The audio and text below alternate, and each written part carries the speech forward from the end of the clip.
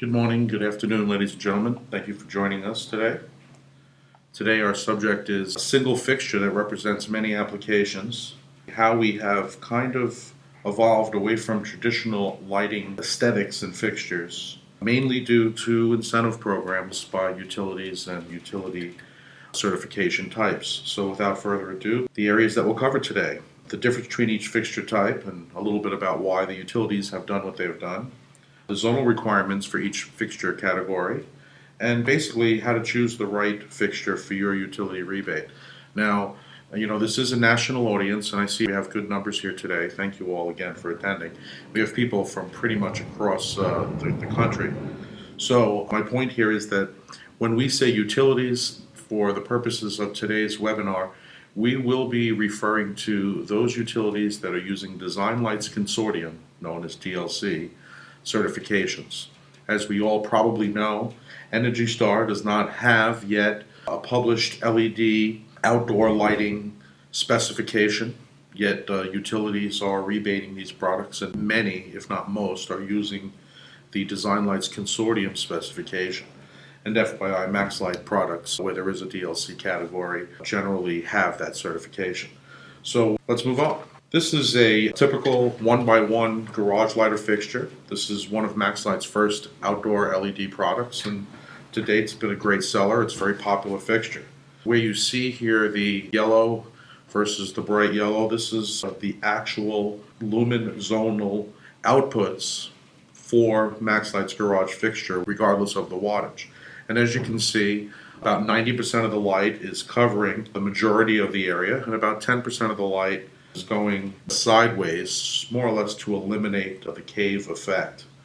This is not a certified utility requirement. This isn't an official zonal requirement for the DLC, but we're using this just to show you more or less a benchmark for MaxLite and what the differences are from typical garage parking lot fixtures to the new requirements. So this is a DLC requirement for parking lot areas. This is the zonal requirements, more or less 0% in that top tier, and unfortunately I feel that this does lead to a little bit of a cave effect, as there's virtually, there is no uplight.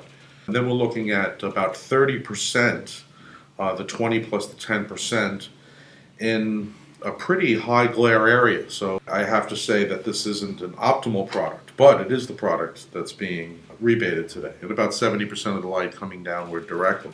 The next fixture that we'll look at, this is a fuel pump canopy fixture. Same housing, same fixture, but different photomics and different zonal requirements. For the fuel pump, as you can see, more of the light is directed downward. The majority of the light where it's required is between the pump and the automobile. The rest of the light is to light up the footprint under the gas station canopy. Now what we're going to do in the next set of slides is show you these particular fixtures compared to the incumbent type light source in an actual lighting layout. But before we do that, I want to just show you some pictures.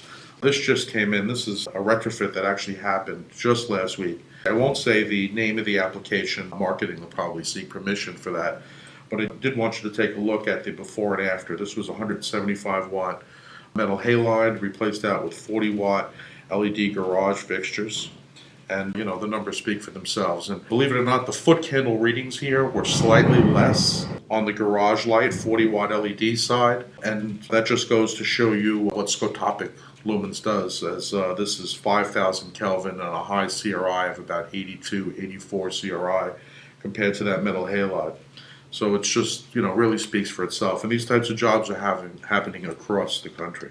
Now the first layout sample that we're going to demonstrate for you, and don't worry, you don't have to see all of these numbers. As a matter of fact, we'll zoom in on one particular area so that we can all actually see the numbers. And you'll all get a copy of this entire presentation following the webinar today. But this is more or less the lumen requirements. This meets the IES requirements. This is using a 40 watt parking garage fixture that meets the utility parameters and is certified by the DLC 5,000 Kelvin. And what we've done is we did the MaxLite as well as the incumbent, which in this case is about 90 watts of fluorescent lamp and ballast combination. So now let's zoom in on a particular corner here. So what you see on the left is the LED and on the right the fluorescent, and you'll see that, well, both obviously meet the IES recommendations. But notice a few things. The power consumption per fixture on the LED is less than 40 watts, while the incumbent fluorescent is over 90 watts. The stats aren't bad. We're looking at about a 3-to-1 ratio for both types, but really the power density says it all. What we're looking at here on the power density is what we're saying is at cost, we're getting about 0.5 watts per square foot versus the incumbent, which is about 0.13 watts per square foot. Tremendous energy savings, still maintained within the IES recommendations. And if you are the type who does factor in scotopic lumens, and I personally am a big believer, that's the wow factor. It looks a lot brighter, as the photos previously had demonstrated. Now we're going to do a 70 watt compared to a 100 watt metal halide. So again, don't worry about these numbers. Let's take an up close view. This is the metal halide layout. Same exact parameters, identical building, fixture locations, and so on. We did these as a 1-to-1 swap, just for the benefit of anyone suspecting any malicious tweaking here. Everything is identical. And let's take a look at the numbers. So if you look at the top left-hand box and focus, you'll see going from the bottom up, we have 1, 2, 4, 5 foot candles, and on the metal halide we have 2, 3, 4, 5, 7 foot candles, virtually the same on both well within the IES recommendations. With the MaxLite 70 watt, we're actually drawing 68.5 watts. I'm going to interrupt myself here and just remind us all of something here. Not all light sources are treated equally. For metal halide, manufacturing claims have no real certifying body. With these LED products, particularly in MaxLite's case, and for those distributors who have joined us today, we strongly recommend that if it's not lighting facts listed, you don't even consider it. And quickly on lighting facts does not mean, I'll interrupt myself while I'm interrupting myself. There are 2 lighting facts, and I'm not referring to the FTC requirement that all light bulbs now have additional information. I'm referring to the Department of Energy lighting facts, the color lighting facts label. This indicates to any LED product that the lighting fact specifications have been verified, that the label information has been verified by a third-party laboratory. And it's not any laboratory, but it's a short list of certified laboratories. So bringing it back to this slide, when it says 68.5 watts, that's been verified by a third party, and not just any third party, but one of the short list of laboratories allowed to do this testing for the Department of Energy Lighting Facts label. And any of you who would like more information on lighting facts, it's simply lightingfacts.org. Plenty of products there in every category. MaxLite has all of our LED products there, as do most major manufacturers. And if you want to weed out the weak performing products or the unproven products, you can simply use the lighting facts partners list and product list as your potential supply list. That's always been my strong recommendation, as we're asking our customers to pay a lot of money. You're asking your customers to pay a lot of money for these LED products, and you want to make sure that they actually perform the way that they are labeled. So enough on that. That's just good advice. So let's take a look here. So it's 68.5 watts. The IES file for this particular, we take the brand name out, but this is a major brand. Their 100 watt metal halide and their IES file is about 140 watts. I'm not sure why that is. That's their particular ballast. I can say that typically a 100 watt metal halide runs about 115, 118 watts. So this is a pretty significant difference here. If we look at the min-max ratio, in other words, the bright spot versus the dark spot ratio, you always like to see that indoors, certainly in a work environment. You want to see that like 2-to-1, worst case a 3-to-1 ratio. And outdoors and in areas like parking garages where there's not going to be a lot of working and detailed type observations, 5-to-1, 6-to-1 is generally accepted. And here we have a 5-to-1 with the MaxLite, a 6-to-1 to the incumbent MaxLite. The LED is slightly better, but still both well within there. But let's take a look at the power density statistics. This says that more or less with the LED fixture, we're looking at 1/10 of a watt per square foot to light up this space, as opposed to the incumbent technology, 100 watt metal halide, which is almost double. It's 0.19 watts per square foot to illuminate, and virtually the same illumination. And again, if you're familiar with Scotopics, the perceived lumen output is much, much higher. Let's take a look now at another category which utilizes a very similar fixture in size and shape, but has a distinct category and use in gas stations and fuel canopy areas. So in this particular case, we're looking at a 70-watt LED fixture that meets the DLC requirements. We are looking at 68.3 watts. We're looking at, on the floor, a 1.4-to-1 ratio, which is just really fantastic. And we're looking at a 0.5 watt per square foot. Now, in this particular case, it's not an IES recommendation, or forgive me if there is an IES recommendation, but this is based on the DLC recommendation for foot candles in this particular application in this area. Let's take a look quickly at the incumbent.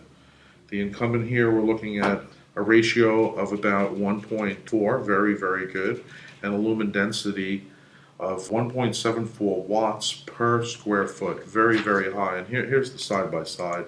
You can see going up on the LED side, we're looking at 12 lumens, 14, 15. On the other side, we're looking at 16, 16, 17. So very similar lumen outputs, but the efficiencies are obvious and quite high. In this case, almost 3.5 times, from 0.55 to 1.74, almost 3 times. So with that said, we hope that you have a much better understanding now of which fixture to choose for your particular application. I'm going to project here that the MaxLite garage fixture, which does not meet the DLC, although I think it's a better fixture for that application, frankly speaking, I think the utilities drive the market, and those gas station fixtures will probably wither on the vine. But the parking is in its place. It is eligible for the rebate programs, and the fuel station fixtures are now eligible for the same DLC utility programs around the country. And a little bit of a commercial for you to share with you that MaxLite does have all of these fixtures, generally in 40 and 70 watts, using the same modules. We're using obviously different optics to meet the beam distribution that the certifying body, in this case DLC, require, but the same light engine, the same power LEDs. Let me remind you also that MaxLite is only using LM80 chips for all of our LED products, indoor and outdoor, and we have the LM79 data for all of our fixtures, and that is basically a requirement for lighting facts anyway. We are committed to sharing our actual statistics, third-party rated, with you through the DLC. We also have the interior garage type fixture. This one is not DLC listed, and this is the one I suspect may go away due to the parking fixture because of the utility programs. We'll see. Your sales and our sales will dictate that. And a new category for MaxLite, which is for the fuel and gas pump canopies. This product is really specialized and niche, but due to the DLC requirement, and frankly just not enough manufacturers filling that particular requirement, MaxLite has introduced a 70-watt version, 5,000 Kelvin, with the standard bronze, dark bronze body, as well as a white version. And of course, it meets the DLC zonal requirements.